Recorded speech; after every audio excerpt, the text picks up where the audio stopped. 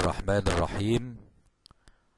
النهاردة هنتعلم ازاي اتعامل مع النت وبالذات موقع جوجل. اول حاجة انا بكتب جوجل هنا وبتك كنترول وانتر، فبيطلع لي موقع جوجل. لو انا عايز ابحث عن اي حاجة بكتب هنا، زي ما مثلا انا بكتب انفلونزا الخنازير، او مثلا انا عايز اشوف او استطلع حاجة عن انفلونزا الخنازير، فبكتب هنا في الموقع بضغط انتر.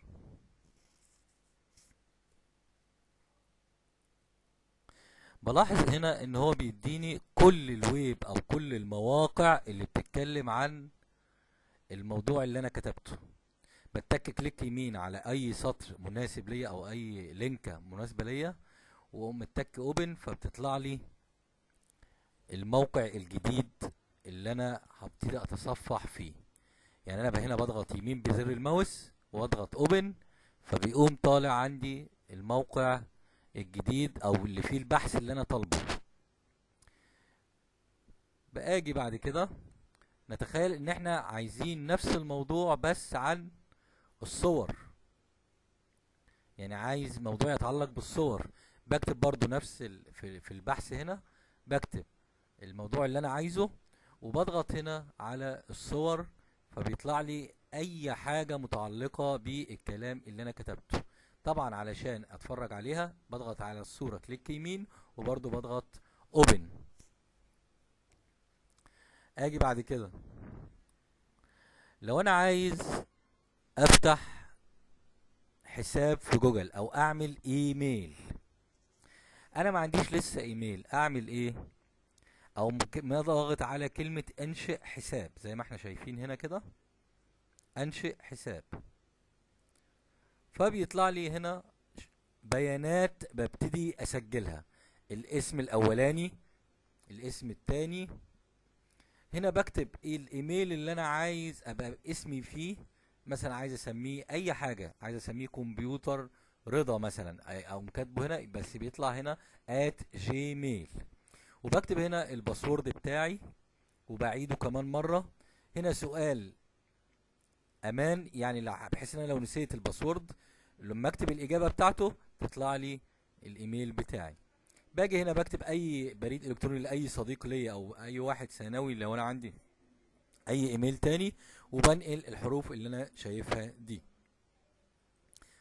كده بقى عندي ايميل وعندي الباسورد بتاعه. افتح موقع جوجل واقوم متك على جيميل او الميل بتاعي، هيطلع لي هنا يقول لي انت عايز تدخل اسمك وكلمة المرور. طبعا احنا متفقنا ان احنا هنسميه الاسم الايميل اللي احنا قلنا عليه، واحنا قلنا ان احنا هنسميه مثلا كمبيوتر رضا او اي اسم، وبكتب هنا الباسورد بتاعتي وبتك تسجيل دخول. كده بقى عندي ايميل خاص بيا.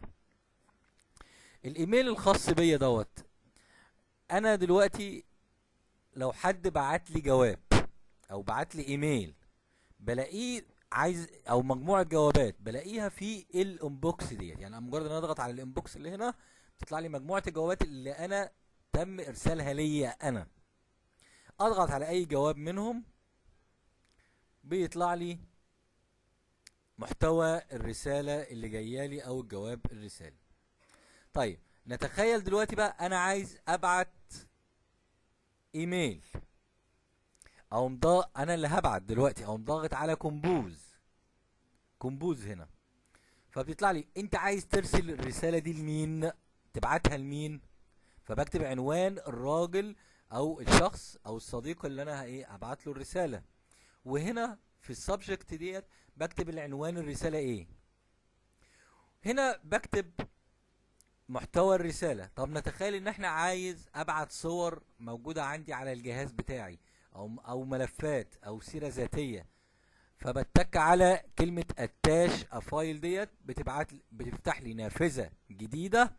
النافذة الجديدة ديت بتقول لي الملف الصور او السي في اللي انت هتبعتها او السيرة الذاتية فين على جهاز الكمبيوتر. اضغط عليها واقوم ضاغط اوبن، فتتحمل على الايميل فتوصل للمستخدم بتاعي. يبقى انا دلوقتي خدت حاجة، خدت ان انا ممكن استعمل بحث في جميع مواقع جوجل، خدت ان انا ازاي ابحث عن الصور، خدت ازاي زي ما احنا شفنا ان انا ابعت جيميل او ازاي اعمل ايميل.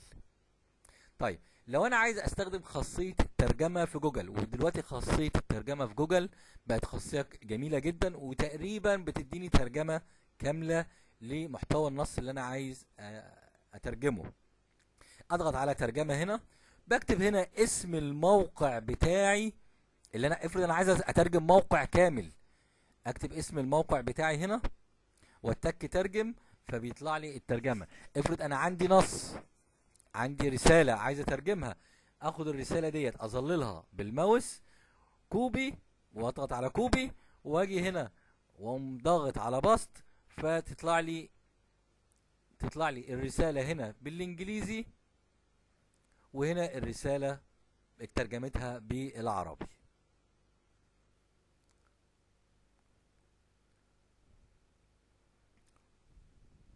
وكده يبقى احنا يعني تقريبا عرفت ازاي استعمل جوجل، او عرفت محتويات جوجل وازاي اقدر استخدمها، وازاي اتعامل مع النت، وازاي اقدر اعمل بحث، وازاي البحث ده اترجمه، وازاي احطه على الايميل بتاعي احفظه. والى درس اخر ان شاء الله.